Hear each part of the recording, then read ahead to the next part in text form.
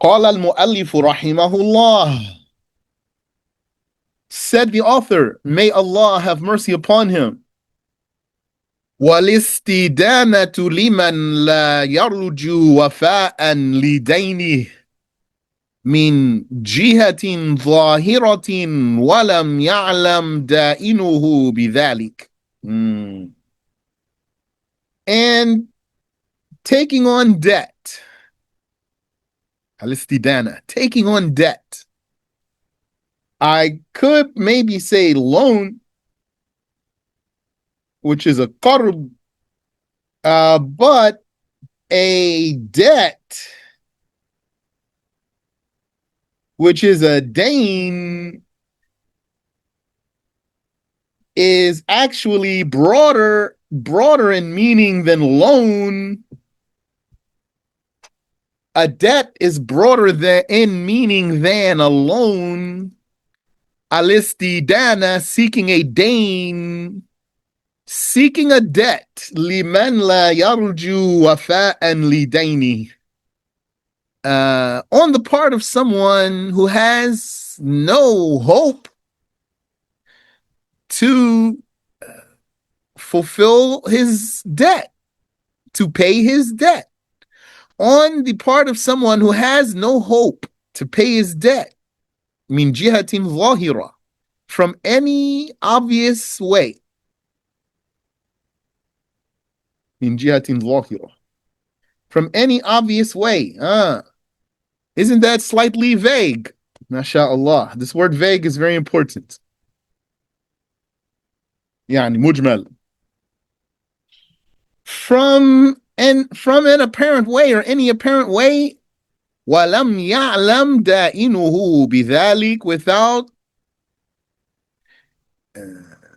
the debtor knowing about that, about his hopelessness of being able to pay his debt from any apparent way or in any apparent way.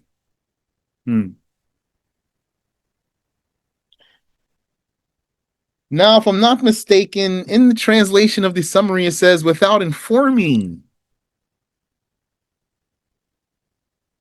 the debtor about that.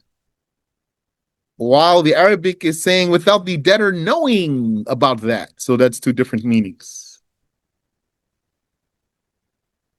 The way it's translated is as if the Arabic is وَلَمْ يُعْلِمْ دَائِنَهُ بِذَلِكَ, and he did not inform the debtor about that. But that's not what's there. Ash-sharh, the explanation. أن من معاصي البدن الاستدانة للذي ليس بحالة الاضطرار إن كان لا يرجو وفاء للدين الذي يستدينه من جهة ظاهرة. The explanation is that amongst the sins of the body is seeking a debt on the part of someone who is not in an urgent situation, when he has no hope of paying this debt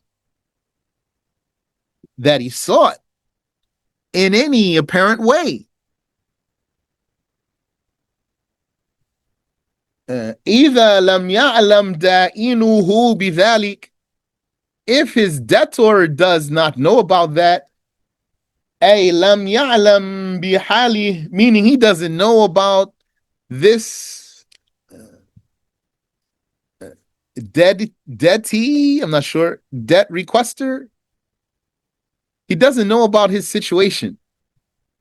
So this implies that he could know about his situation without this one telling him his situation.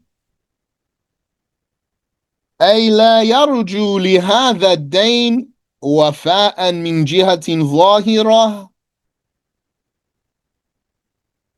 أي ليس عنده ملك ولا مهنة يستغلها لرد الدين, meaning he doesn't own anything or have a job that he can use to return the debt.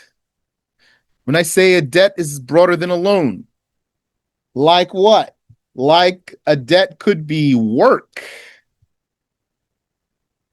If a loan means requesting from someone to front you some money for you to pay back, then that's something.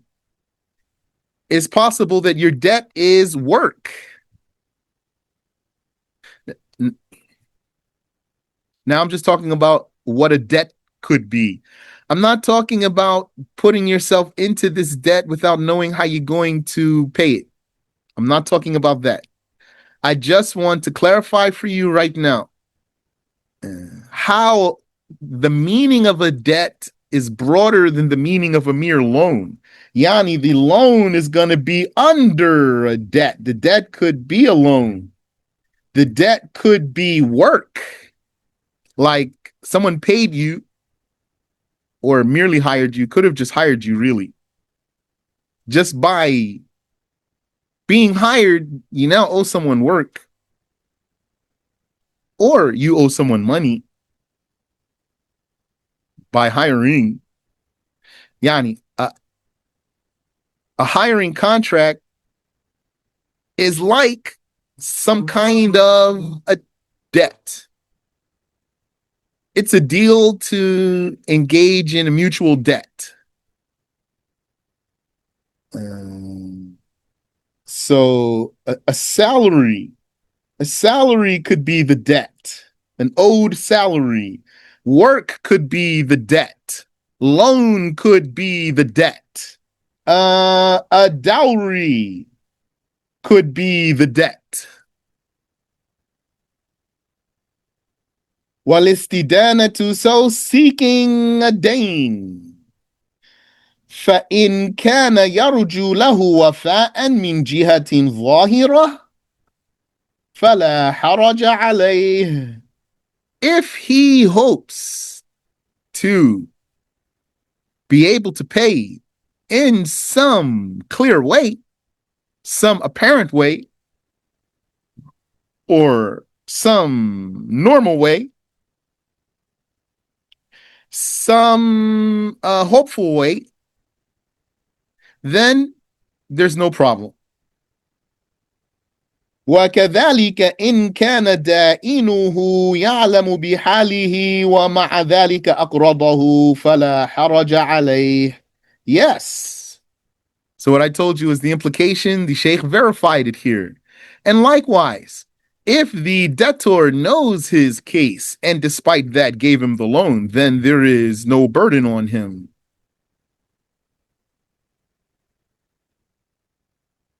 فمن استدان بسبب مباح وهو يرجو الوفاء من جهة ظاهرة. And so, someone who took on a debt for a permissible reason while hoping to pay it from a clear way. واستمر به العجز إلى الموت. But then he became unable, or yani he never became able. Yani he thought he would become able. Yeah, probably because, for example, if it's a loan, that's why he's taking the loan. He doesn't have the money right now. And he stayed like that until death, unable. ومن أتلف شيئا خطأ وعجز عن غرامته حتى مات. And also, someone who mistakenly damaged something and was unable to pay for it or pay it back or pay until he died. فلا عقوبة عليه في الآخرة. There is no punishment on him in the afterlife. لأن هذه ليست مظلمة كما ذكر السبكي. Because this is not a violation, a mazlama. This is not wronging another person, as Subki mentioned or stated.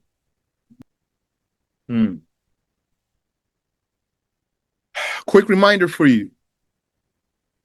Renting and hiring, those are the same. They are called in Arabic al-ijara. Their judgment is that they are lazimun min jihatain, binding from both sides. The meaning of this is that you cannot quit and you cannot fire. Therefore, ijara is a risky deal. And although it is a risky deal, it is amongst the risky deals that the religious law legalized for its urgency, with the meaning of the slaves needing this kind of deal to be able to function. So it's an exception to the rule. نهى رسول الله صلى الله عليه وسلم عن بيع الغرر. The Messenger of Allah sallallahu alayhi wasallam forbade the risky sale, yani the risky deal. This hadith covers a number of deals, and some of those deals that are covered by this hadith are excluded from the rule, exceptions to the rule, because the sacred law legalized them despite their riskiness or despite their risk. How then to get out of an ijara that went wrong?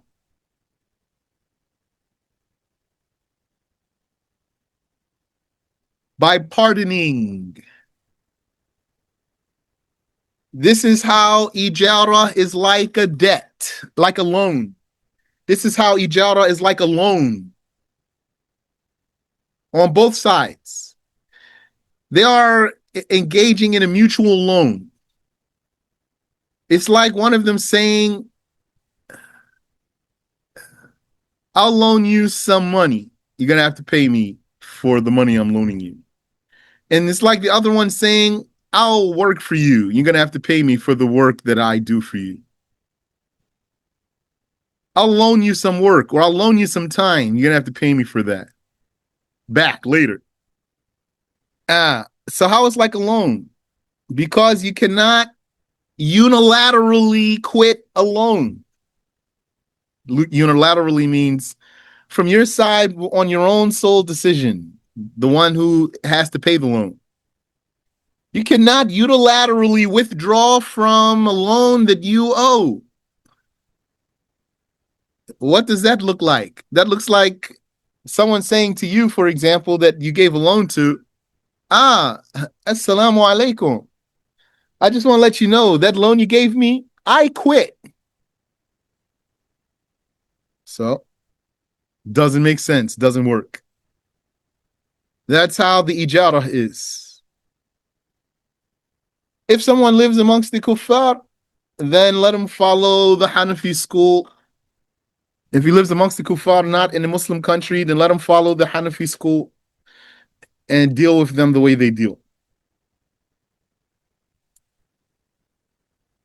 Any question here? There was something else I wanted to mention for you. Let's see if it comes to me.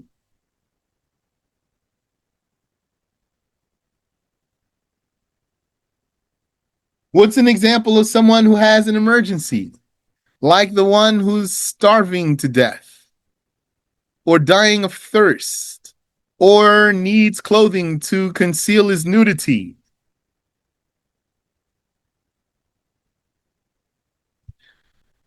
If his situation is that he takes a loan to be able to fulfill this need without having any apparent way to pay it back, he can engage in this one here. Yep. Okay.